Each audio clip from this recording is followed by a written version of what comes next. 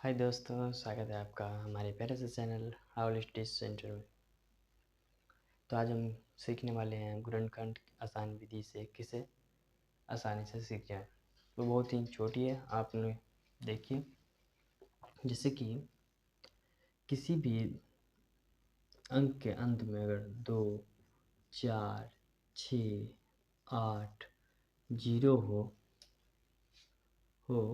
तो वो 2 से लगेंगे।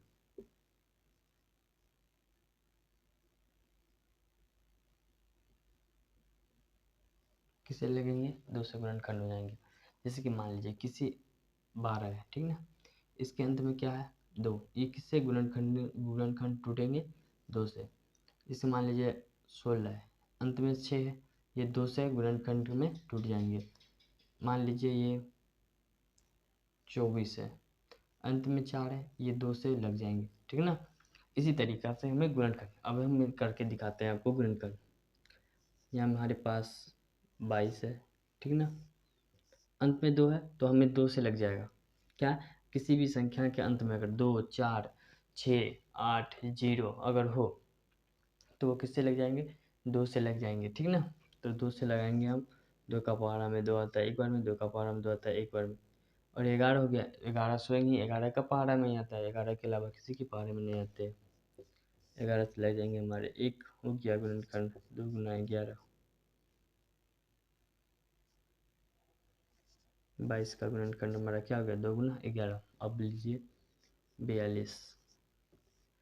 2 का पहाड़ा पे लग जाएगा क्योंकि इसके अंत में क्या है? 2। 2 से 2 दूनी 4, 2 से एक बार में। अब देखिए ये अंत में 1 आ गया ना, ये 2 से नहीं लगेंगे। ये किससे लगेंगे? 2 से नहीं लगेंगे, उससे हम कैसे लगाएंगे? 3 से। 3 सते 21, और ये हमारा निकल गया। अब 7 का पहाड़ा में 7 आता है एक बार में, बस। और 42 का हो गया। 42 का गुणनखंड हो गया हमारा 2 गुना 3 गुना 7, ठीक है। इसी प्रकार से हम एक और ले लेते हैं 44। इसका गुणनखंड करेंगे हम। 2 का अंत में 4 है तो 2 से लग जाएंगे। 2 से लीजिए, 2 दूनी 4, 2 2, फिर 2 से अंत पे 2 है तो हमारा 2 से ही लग जाएंगे। 1 1, 11 तो केवल 11 के पहाड़ा में ही आते हैं, तो स्वयं से लग जाएंगे वो। तो 44 का गुणनखंड हो गया हमारा 2 गुना 1 होगा। 3 से कैसे विभाजित होंगे गुणनखंड? जैसे देख लीजिए 39 है ना,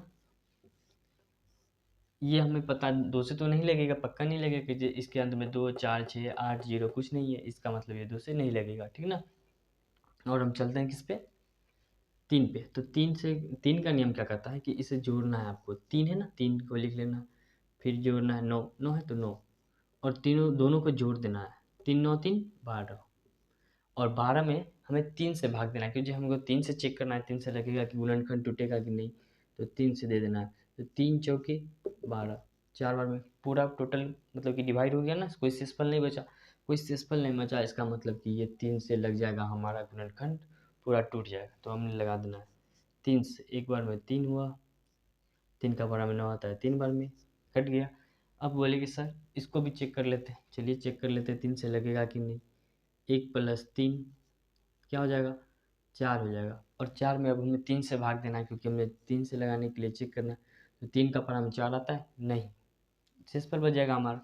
तो ये गलत हो गया, ये हमारा 3 से नहीं लगेगा। इसका मतलब ये 13 जो है स्वयं 13 स्वयं से ही लगेंगे। तो इस तरह 39 का गुणनखंड हो गया हमारा 3 गुना 13।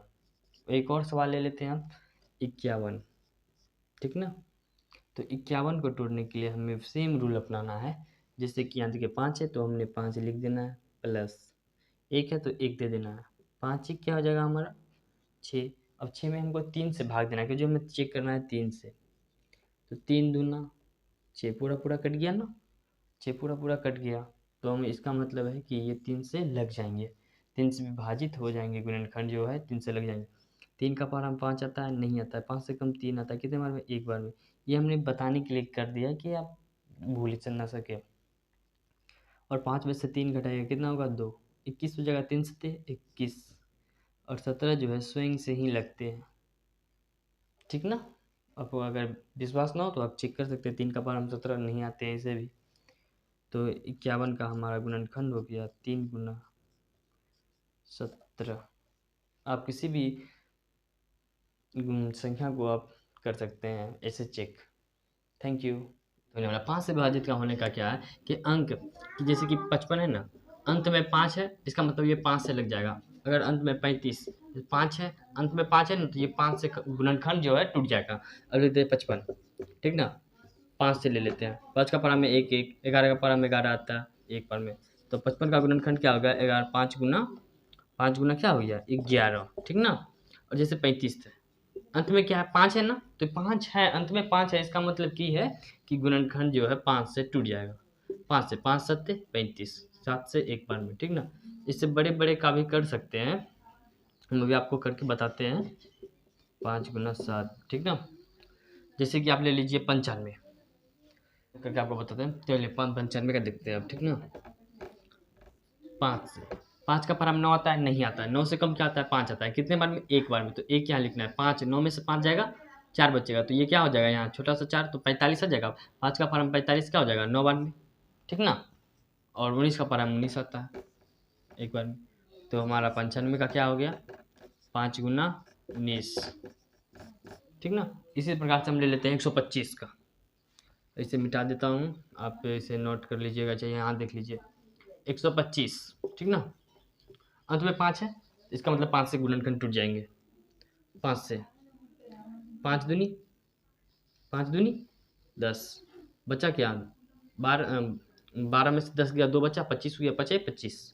अंत में 5 है, 5 से लग जाएंगे 25 25, 5 है 5 से लग जाएंगे 1, तो 125 का हमारा क्या हो गया 5 गुना 5 गुना 5। ऐसे ही वीडियो पाने के लिए सब्सक्राइब करें हमारे यूट्यूब चैनल राहुल